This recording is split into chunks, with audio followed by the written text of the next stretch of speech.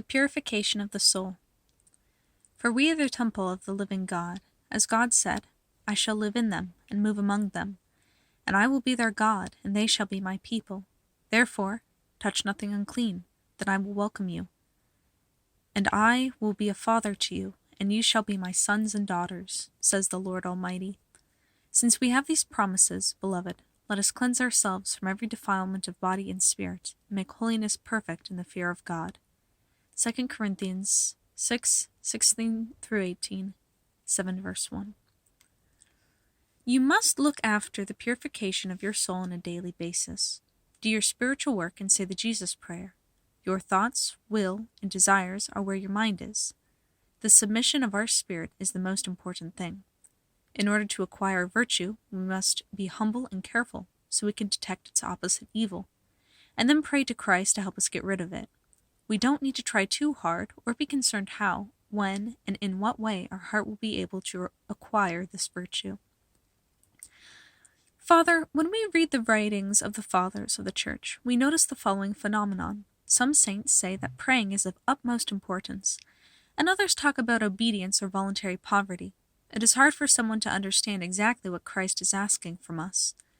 When we think we must apply all these virtues at the same time, then we despair, as it is impossible to struggle for all of them at once. Our endeavor becomes a lot easier when we realize that the acquisition of these virtues is the result of a single struggle.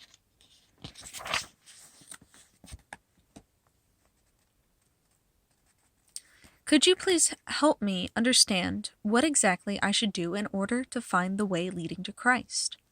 The elder told me the following. Purification, divine justice, humility, love, obedience, voluntary poverty, and all virtues are one and the same.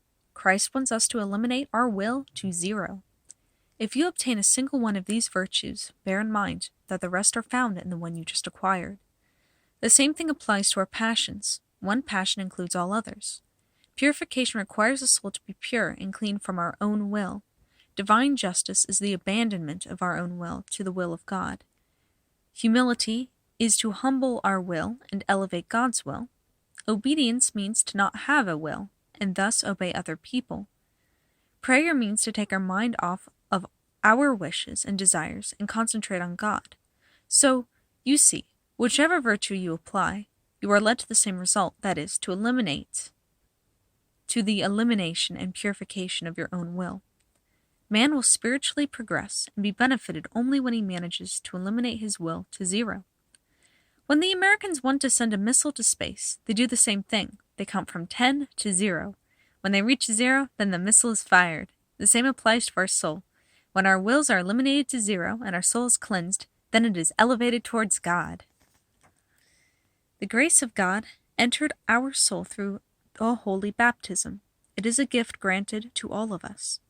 Sometimes we think that God gave to a saint more gifts than others. This is wrong. Christ loves all of his children the same. It is we, however, who do not value and appreciate God's gifts to the same degree. When someone is grateful and believes that the grace of Christ, which he received through holy baptism, is inside his soul, he humbles his own will and purifies himself in order to allow divine grace to function. When divine grace functions inside a soul, it makes us think that God favored this person with more gifts. However, the truth is that this person loves Christ more, and through his humility permits God to act on his behalf.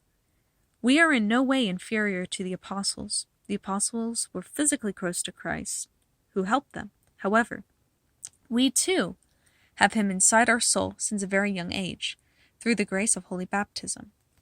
Should we unload our soul from our passions and let divine grace dwell inside us? The more we purify ourselves, the more we allow for divine grace to function.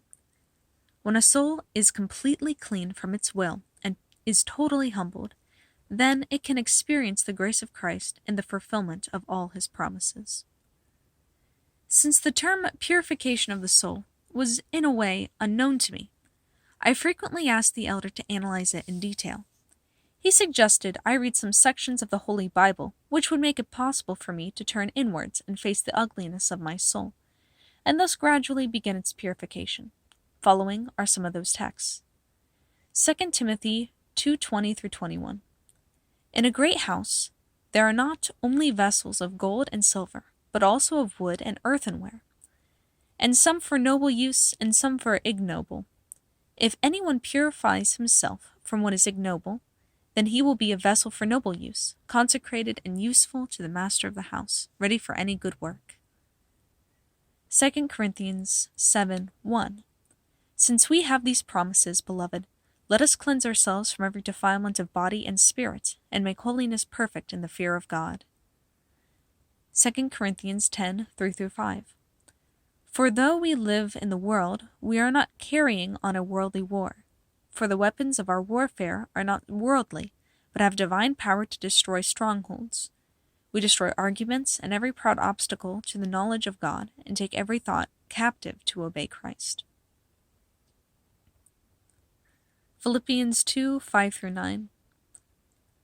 Have this mind among yourselves, which is yours in Jesus Christ, who, though he was in the form of God, did not count equality with God a thing to be grasped, but emptied himself, taking the form of a servant, being born in the likeness of man. And being found in human form, he humbled himself and became obedient unto death, even death on a cross. Therefore, God has highly exalted him and bestowed on him the name which is above every name. Matthew 5:8.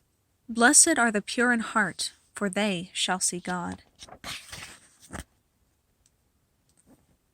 Matthew 23:26. You blind Pharisee, first cleanse the inside of the cup and of the plate, and then the outside also will be clean. Luke 11:39. Now you Pharisees cleanse the outside of the cup of the dish, but inside you are full of extortion and wickedness.